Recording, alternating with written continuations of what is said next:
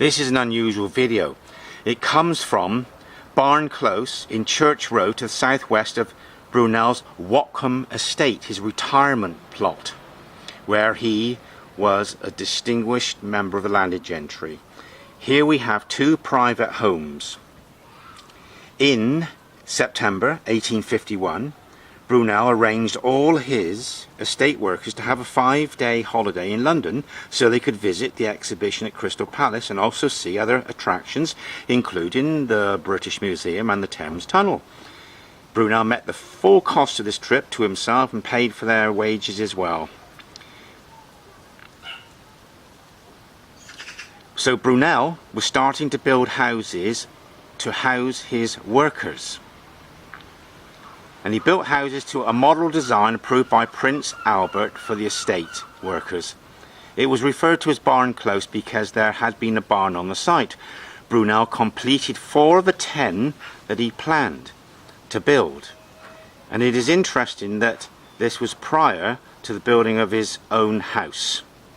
A chapel and school was also featured in the scheme, and he felt that the school Mary Brunel had founded for the children of their estate workers and the poor needed a suitable building. He was also concerned that it was a long walk to the parish church, so it was going to be a chapel also here. In 1853, a newspaper reported that the Brunels had laid on a lavish party for their estate workers and families, including 70 children from the school at Barton, founded by their truly gracious lady. The building was not erected in Brunel's lifetime, but was completed in 1875 by his widow, Mary, and their sons, Isambard, Henry, and given to the local church. So these two houses here are the 2 out of the 10 that were built to house all the local workers. And we'll just finish the video by zooming in on the wonderful heritage plaque. Barn Close, an estate of home, school and chapel planned for his workers by I.K. Brunel, 1806 to 1859.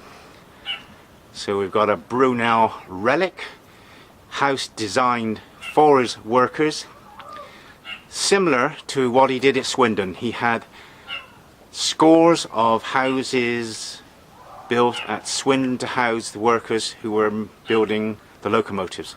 And here, southwest of his retirement estate, he's got 2 houses remaining, terraced, semi-detached I should say, that were built for his workers in a little complex that was to involve a school and a church chapel. Brunel's legacy exists from the minutiae from the tiny to the huge edifices such as bridges and railway stations. And this is the diminutive example of Brunel's legacy. A semi-detached house, 2 out of 10 that were designed for his workers, 50 in all, worked for him on his retirement home. And the Brunels were heavily involved in the local community.